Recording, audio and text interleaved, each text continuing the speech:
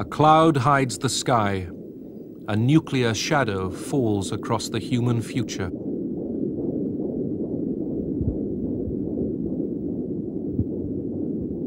Midway through the 20th century, two superpowers prepared for a conflict which might have ended life on the planet.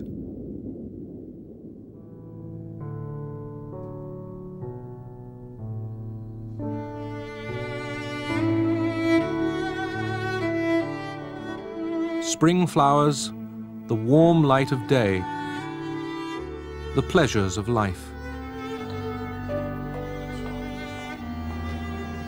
But under this American hotel was a hidden gate. It led into an underworld.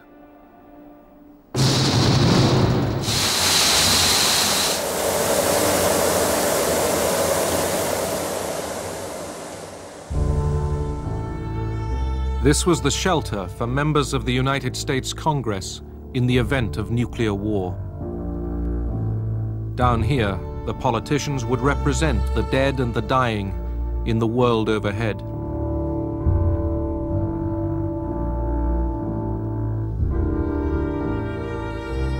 For a handful of human beings, there was all they needed to wait out the nuclear winter.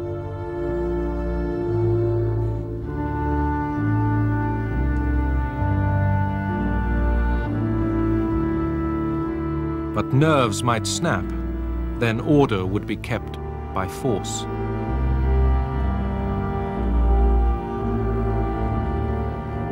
The lost world above the shelter would become only a memory, a myth. The living would come to envy the dead.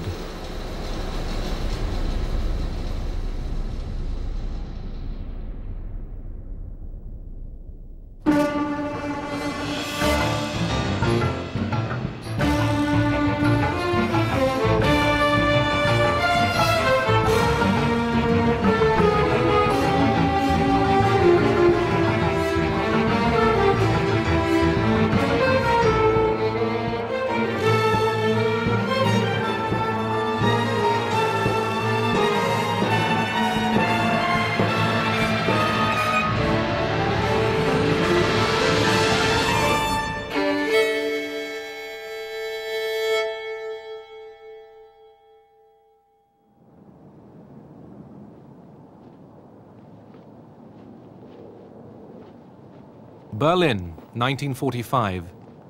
Soviet troops had stormed the capital of Hitler's Reich.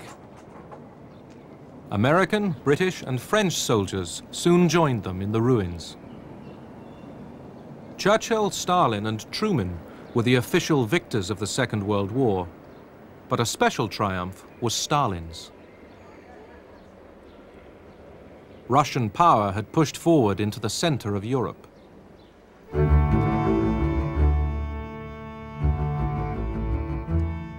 At Potsdam, outside Berlin, the Big Three met to settle the post-war order. Winston Churchill represented a Britain exhausted by war, while Joseph Stalin, supreme ruler of the Soviet Union, faced Harry S. Truman, 33rd President of the United States. It was 3 months after the death of President Franklin Roosevelt that Harry Truman, once a Missouri haberdasher, set off for Potsdam.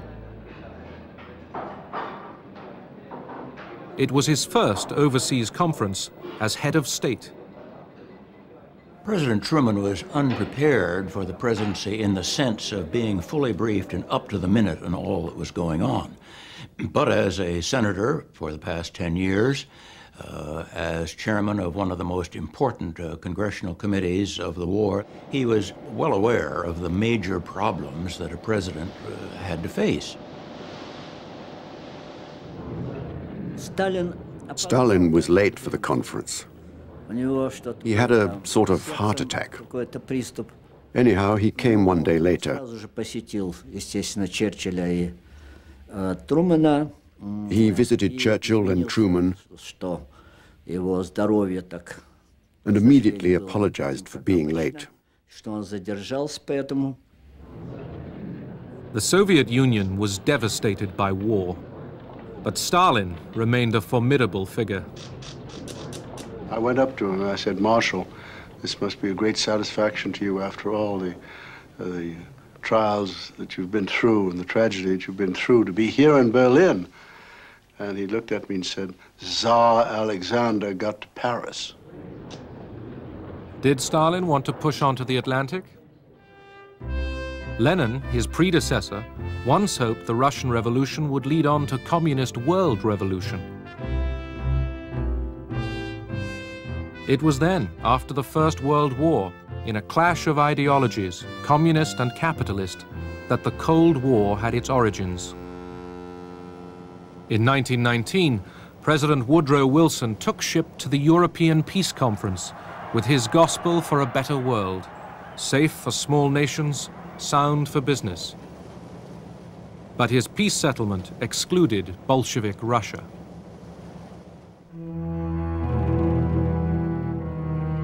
Many nations, including the United States and Britain, sent troops to fight the Russian Revolution. Churchill, fresh from victory over Germany, urged, "Kill the Bolshevik, kiss the Hun." The intervention left Lenin and Stalin convinced that the West would seize any chance, embrace any ally, in order to destroy communism. I joined the Civil War as a so-called son of the regiment. We were young boys. We knew we were fighting for the people, the poor people. There was widespread support for the Red Army. The foreign troops soon withdrew. The Bolshevik Reds defeated the Whites, their Russian enemies. The White Guards, who had left Russia, were encircling us. There was starvation. It was a time when sausages were made from human flesh.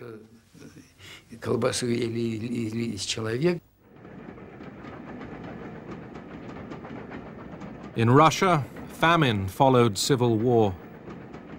The victorious Bolsheviks turned away from the outside world to build up the economy at home.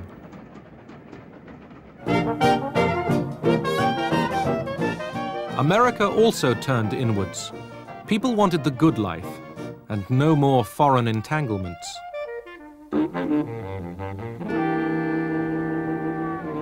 Then, in 1929, Wall Street crashed.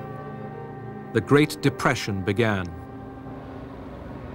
Suddenly, across the richest nation on earth, millions faced destitution. American politics shifted to the left. I, Franklin Delano Roosevelt, do solemnly swear that I will faithfully execute the office of President of the United States and will, to the best of my ability, preserve, protect, and defend the Constitution of the United States, so help me God. Roosevelt promised a New Deal for Americans. He would manage capitalism for the public good. And in a change of policy, he recognized the Soviet Union. One has to remember that we had been, I think, for 16 years without any representation in Russia. No relations between the two governments. And FDR was the one who decided to try to break that logjam.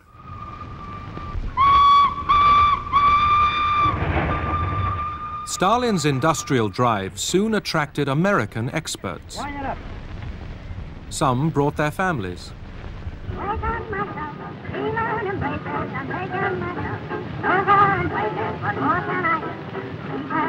While Soviet muscles strained to raise dams and blast furnaces, American corporations supplied skilled engineers on contract.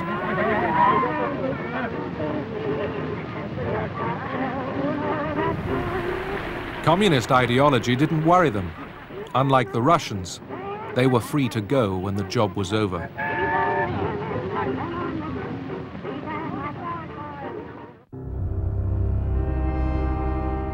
Stalin was master of the economic plan, a tyrant who tolerated no failure and no criticism.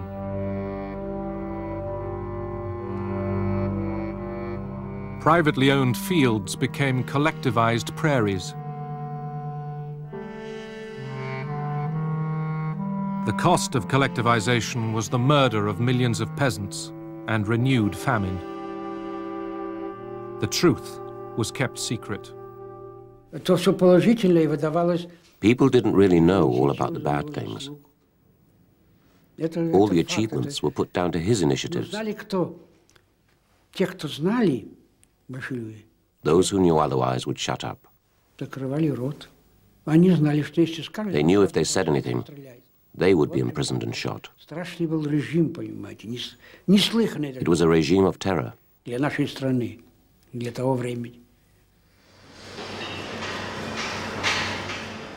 This was socialism in one country.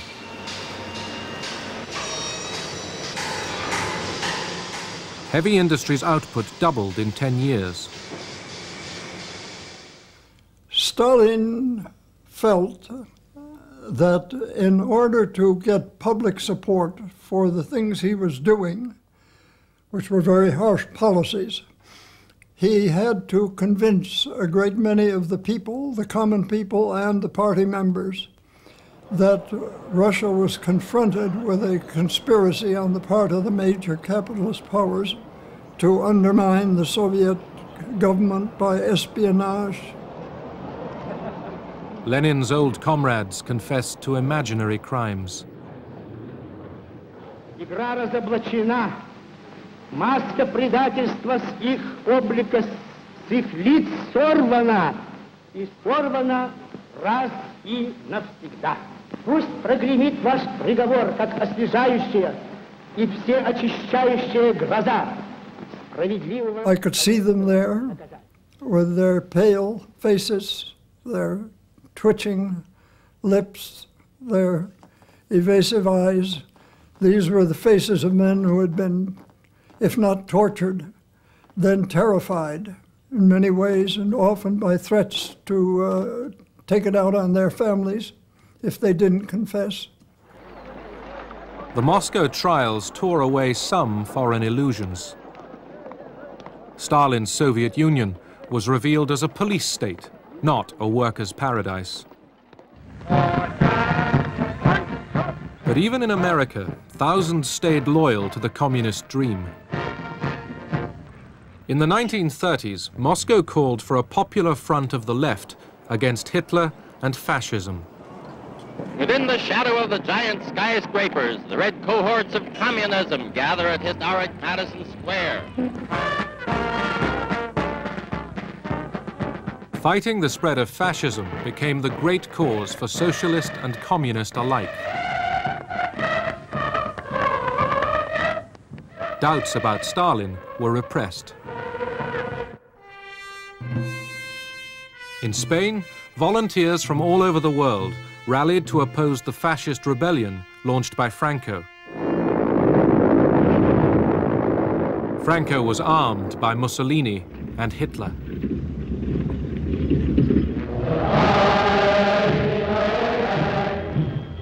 In Germany, the Nazis were rearming. Hitler did not hide his ambitions to dominate Europe and then the world. Sein Sowjetzeichen soll vor sich hertragen und wir werden in unserem Zeichen wieder siegen! Roosevelt wanted to keep out of any European war.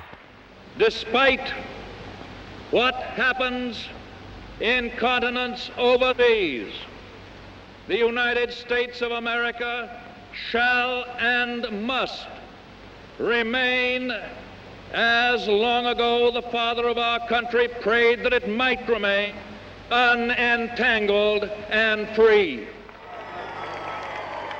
Britain's Prime Minister, Neville Chamberlain, trusted that Hitler would listen to reason. When I was a little boy, I used to repeat, if at first you don't succeed, try, try, try again. In September 1938, Chamberlain flew to Munich. War seemed close as Germany prepared to invade Czechoslovakia. But Chamberlain went determined to appease Hitler.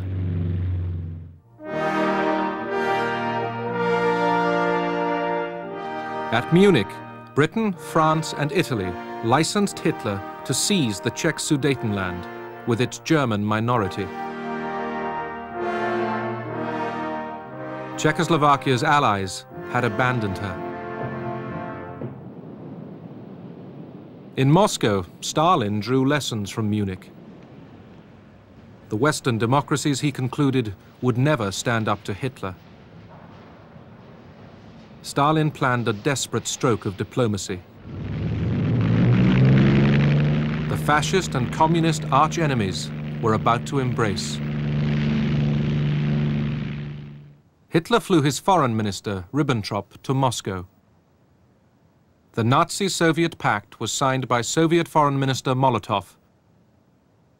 The West was appalled.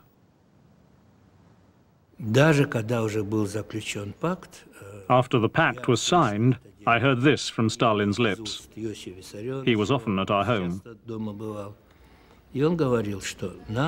He said, "We need to win time, at least 2 years' time." Only then will the Soviet Union be able to defend itself against Germany.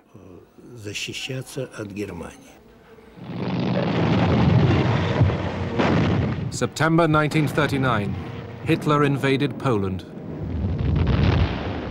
Britain and France declared war on the aggressor. Too late to save Poland. Defeated, Poland was wiped off the map. Germany and Russia had conspired against her. In eastern Poland, the communist occupiers were supervised by Nikita Khrushchev. They were taking over provinces once ruled by the Tsars. The Nazi-Soviet pact left Stalin free to grab Lithuania, Latvia, and Estonia. The Baltic states were back under Russian domination. Stalin had already outraged the world by invading Finland.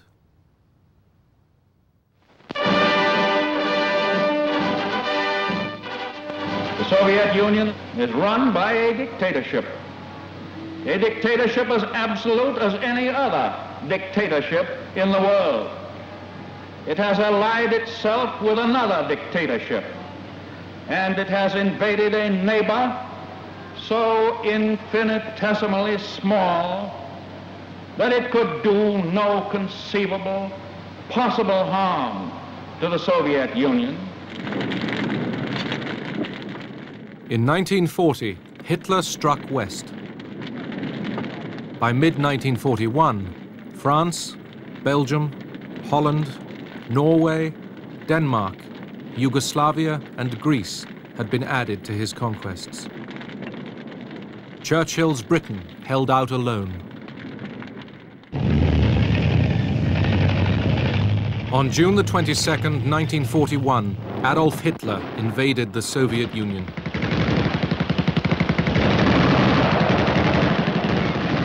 It was a day that changed history. Hitler meant to win a vast colony for Germany. Instead, his act would bring Russian power into the heart of Europe only 4 years later. The future outlines of the Cold War began to form as the Nazi tanks surged forward. The Red Army fell back in retreat. My mother said, "Go with the soldiers." The soldiers were retreating, injured, covered in blood. I only had my overcoat and my shoes, that's all. Soviet citizens rallied.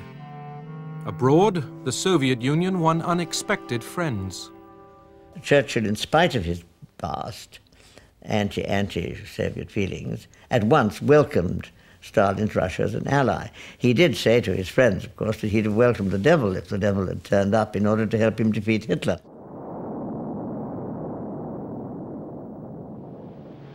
the United States of America was suddenly and deliberately attacked by naval and air forces of the Empire of Japan. No matter how long it may take us to overcome this premeditated invasion, the American people in their righteous might will win through to absolute victory. America declared war on Japan. Days later, with the Wehrmacht at the gates of Moscow, Hitler rashly declared war on the United States, making Russians and Americans allies. The German thrust at Moscow was blocked. Stalin broadcast to the nation. И эти люди, лишенные совести и чести, люди с моралью животных, имеют наглость призывать к уничтожению великой русской нации. Немецкие захватчики хотят иметь истребительную войну с народом СССР. Что же, если немцы хотят иметь истребительную войну, они ее получат. Stalin already looked beyond victory. He told the British that post-war Soviet boundaries must include the Baltic states and part of Poland. When I went to Moscow with Anthony Eden in December 1941, when the Germans were still only 19 kilometers away from us as we talked, the very first thing that Stalin said at that meeting was, Mr. Eden, I want to have your assurance that at the end of the war you will support my just claim to all these areas, you see. And Eden was able to take the back. He said, but oughtn't we to be thinking about how we win the war? No, no, said Stalin, I would like to have this clear at the very beginning. So Eden obviously had to say, well, he had no authority to discuss how the war was to end. American aid to Russia concentrated on guns and trucks. But Stalin and his people cried out for more, a second front, an Allied landing in Western Europe to relieve Soviet suffering.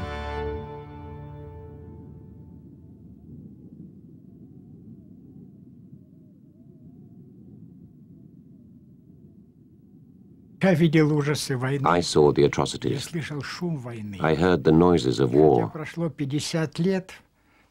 Although it's 50 years ago, I can still hear the noises of war. The shells, the bombing, people screaming, women crying.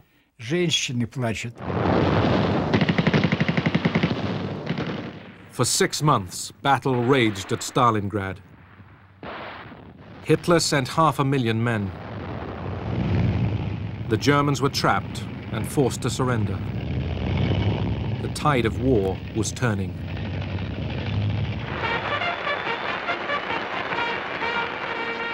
Western opinion cheered on the Red Army, their comrades in arms. The Russians have thus far lost in the common cause at least 50% more men killed, wounded, and missing than all the rest of the European allies put together. And moreover, they have killed, wounded, and captured at least 20 times as many Germans as the rest of the allies.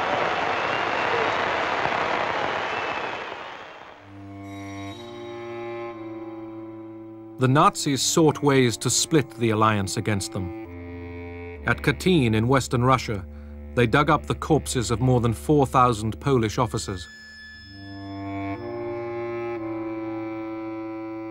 Germany announced, truthfully as it turned out, that the officers had been murdered by Soviet security troops in 1940.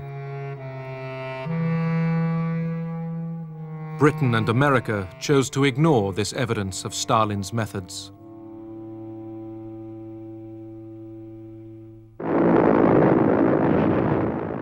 In 1943, with their alliance still intact, the Big Three prepared to meet at Tehran in Persia. I was summoned to Tehran to help them prepare for the conference. Mr. Roosevelt is supposed to arrive. We had the code names for it. And so I called the airfield, and sure enough, I spoke to Admiral Leahy. I said, "Are you coming?" And he said, "No, we're not coming. We're going to American mission." And when I said that to Molotov, I thought he'd just fry me alive. Say what? And he'd get all the four-letter words I never heard in my life were spilled over him. He'd say, "Who the hell are you here anyway? How'd you get in here? What do you know? What am I going to say to Stalin?" Stalin persuaded Roosevelt that his safety was best assured by residence at the Soviet embassy. The embassy had been specially prepared for his visit. It was bugged. Иосиф Виссарионович мне сказал, что задачи, которые он ставит. Stalin told me that the task he was putting to our group, and particularly to me, was ethically very unattractive. However, the position of the USSR was so serious that he had to know what our allies were thinking. Stalin was very skillful in dealing with Roosevelt and Churchill. Even Churchill began to quite like him, you know, and talk about Uncle Joe, which was a quite affectionate term. And they both had this idea that if you treated him the right way, the phrase was, if you treat Uncle Joe like a member of our club, perhaps one day he will behave like a member of our club. Every day, at 8 in the morning, I had to go to Stalin. I went with all the transcripts, in Russian and in English. For about an hour, Stalin examined, in great detail, all of Roosevelt's conversations. Выяснял все детали разговоров, которые вел Рузвельт. I don't think FDR was capable of conceiving of a man of such profound iniquity, coupled with enormous strategic cleverness, as Stalin. He had never met such a creature. And Stalin was an excellent actor, quiet, affable, reasonable. He sent them all away thinking this really is a great leader. The Allies agreed that post-war Eastern Europe would be a Soviet zone of influence. Stalin would annex Eastern Poland. As compensation, the Poles would get a slice of Eastern Germany. Poland was offered no choice. Together, the Big Three mapped out the future.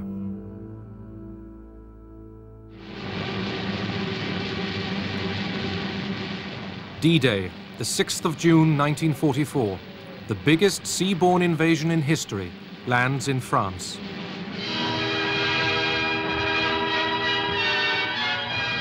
This was the second front Stalin longed for. On the Eastern Front, Russian armies continued to advance. Nazi road back out of Russia. Every rail line blown up as they flee. Of course, Nazi propaganda now stresses the masterful retreat.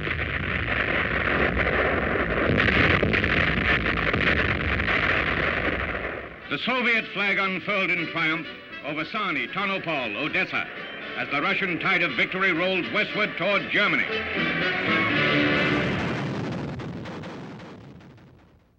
As the Red Army approached Warsaw, the Polish resistance seized the city from the Germans.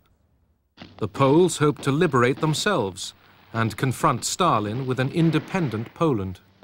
The Polish Home Army rose to take over Warsaw when the Germans left and before the Russians arrived. And the Russians had encouraged them to do this. And then the Russian army stopped on the Vistula.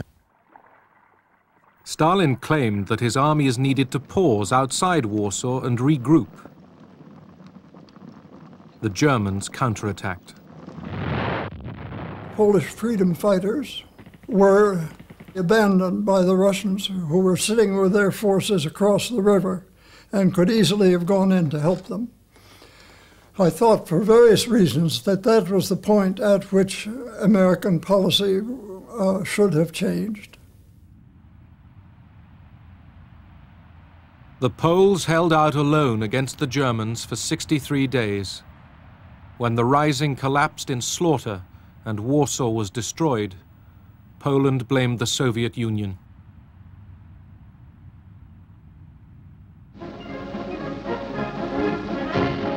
Then, with Poland under Soviet occupation, Churchill and Stalin got down to power broking in Moscow. One night, Churchill scribbled down a formula for carving up Europe. Romania, Soviet influence 90%. Greece, 90% British and American. Yugoslavia and Hungary, 50-50. Bulgaria, 75% Russian. Stalin ticked his agreement. Churchill wondered if the note should be destroyed. Stalin told him, "No, you keep it." Yalta in the Crimea. Churchill wanted the next Big Three meeting to be held in the West, but Stalin insisted on a Soviet meeting place. Stalin wanted to please them. And I will tell you, I only saw how hard people worked with everything devastated around, bringing crystal glass, bringing white napkins and tablecloths and furniture. Even when Mr. Winston Churchill said once, you know, sort of, "Oh, I wish I had a lemon with my gin and tonic," the next day they found a lemon tree.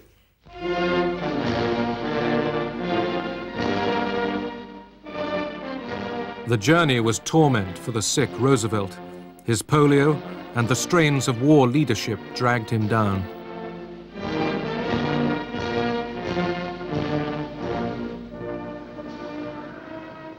In the former Tsar's palace, the leaders faced a heavy agenda. They must decide how to govern a defeated Germany, and they wanted to get the Polish question settled. Eastern Europe, important though it was only one of many other things. First of all, winning the war and then occupying Germany. Secondly, seeing to the war against Japan. Thirdly, the post-war arrangements. Stalin knew that the war was won. After all, the Russians were only 40 miles from Berlin at that time. They were on the point of capturing Budapest. They'd swept through parts of Eastern Europe, not the whole lot yet. He was a very shrewd negotiator. He doesn't look you in the eye. He's just sort of smoking. He was a chain smoker. And he was just sort of smoking, and you think that probably he's not listening, you know.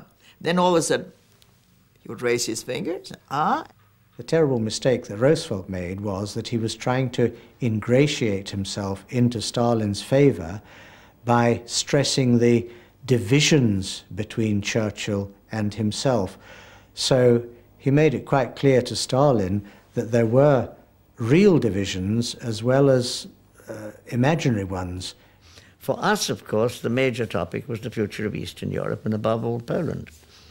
And on that, Stalin obviously was bound to get what he wanted because the Red Army was in occupation of the whole area, including Poland. They'd already gone through Poland into Germany by the time we were in Yalta.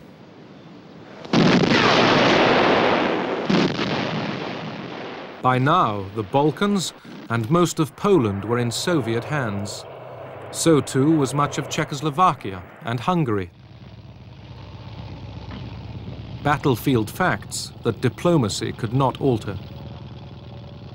We got at Yalta 2 diplomatic documents, which on paper were perfectly satisfactory. I mean, that there would be a coalition government in Poland, including people from the West, and there would be free elections in Poland. And then there was a declaration covering the whole of Eastern Europe, called the Declaration on Liberated Europe, which again was to be rebuilt on the basis of democracy and free elections and all the rest of it. Of course, phrases which the Russian used, but interpreted rather differently.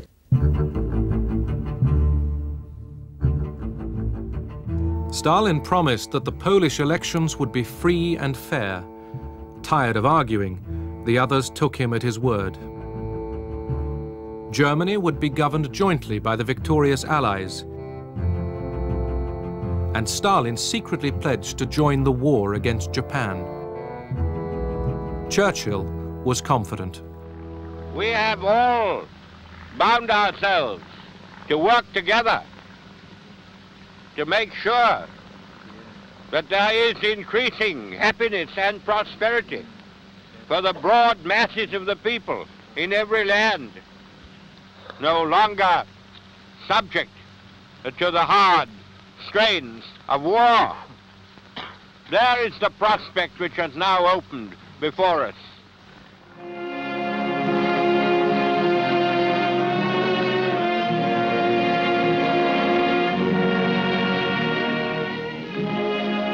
The funeral special heads for Washington. An honor guard of servicemen keeps vigil beside the flag-draped casket. At villages, crossroads, way stations, the people who were so close to his heart stand silently, expressive of the devotion Franklin Roosevelt inspired.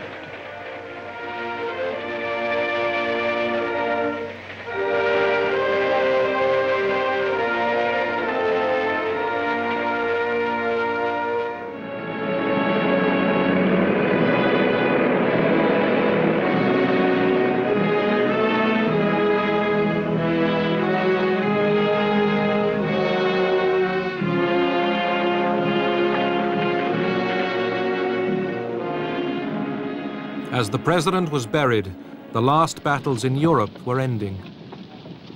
American troops were taking over German towns without resistance. They were glad to see the American troops because they had a terrible fear of having Russians occupy or come into their area. As the Allies advanced, they discovered the full horror of German crimes.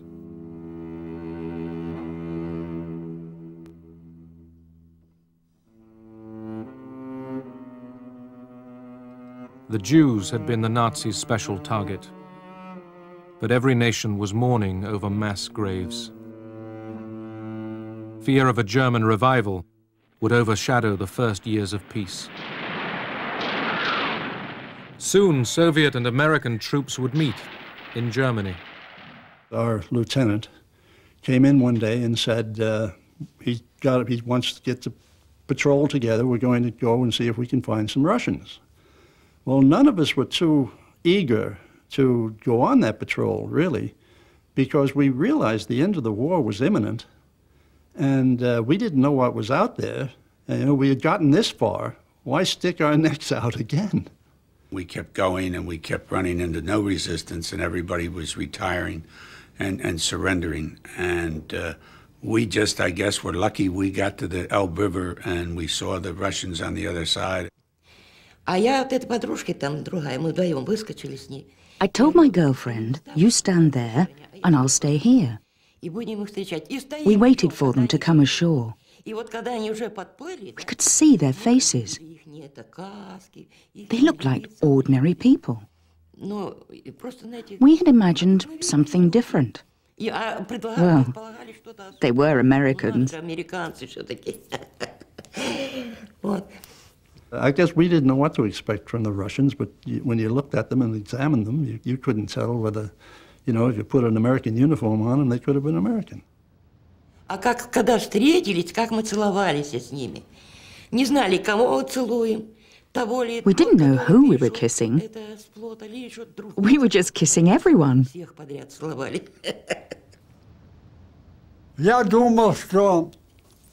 I think that for us, the war was over.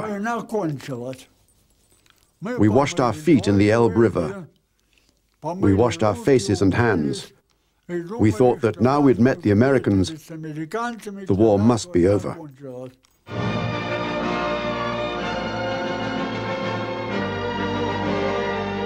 Two days later, the movie cameras were ready.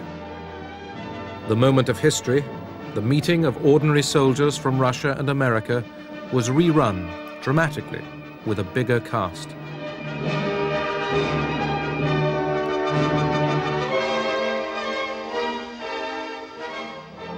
By Allied agreement, the capture of Berlin was left to the Russians.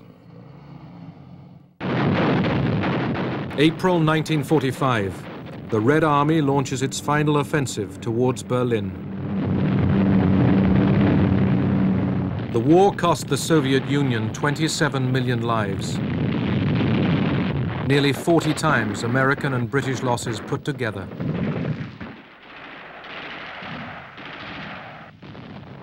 The red flag, destined to fly over the Reichstag, was a homemade affair. We used tablecloths. One night I helped my friend, a Jewish tailor, sew them into 3 flags.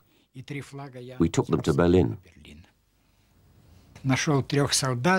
I found 3 soldiers and we climbed up. The first photograph I took was of the flag I'd brought from Moscow, the Soviet flag over Berlin.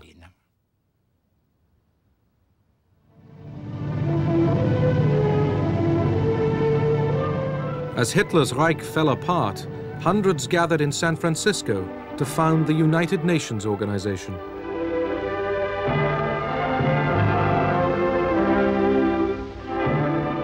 The Soviet delegation was led by the man who had signed the Nazi-Soviet pact, Molotov. Молотов был очень нервно настроен. Molotov was very nervous because he felt that the war is coming to an end. Victory would soon be here, and here he is in America. That's why every day he sent cables to Stalin. When may I return? As the San Francisco meeting continued, news came of Germany's surrender. General Eisenhower informs me that the forces of Germany have surrendered to the United Nations. The flags of freedom fly all over Europe. As the fighting stopped, the Soviet front line had cut Europe in 2, from the Baltic to the Adriatic. The war in the Pacific dragged on. American Marines had stormed Iwo Jima. It was a foretaste of how difficult and bloody the final invasion of Japan might be.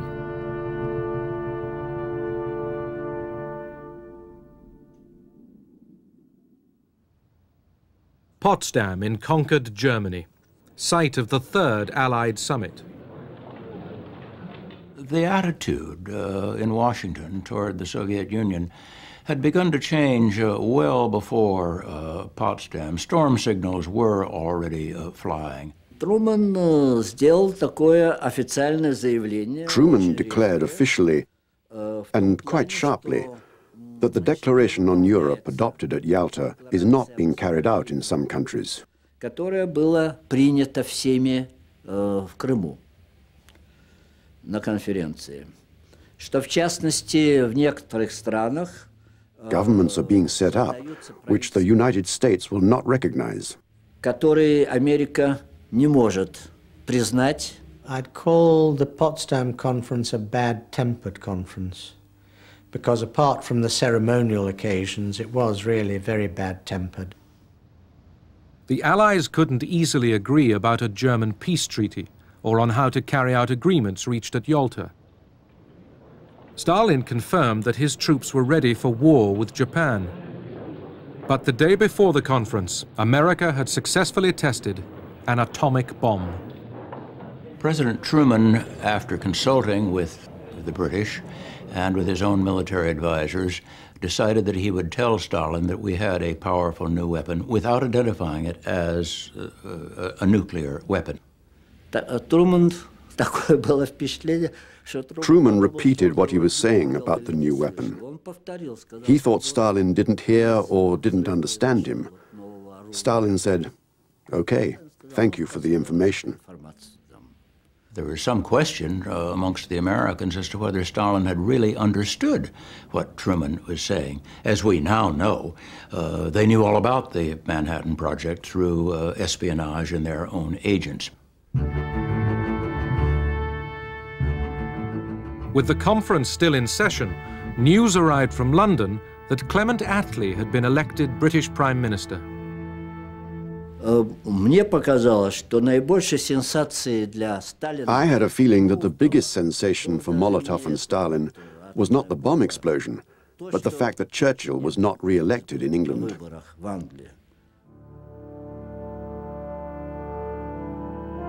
Another photo call. The world must see that the Allies were still united. On August the 2nd, the conference ended and the statesmen went home. 4 days later, America dropped an atomic bomb on the city and people of Hiroshima.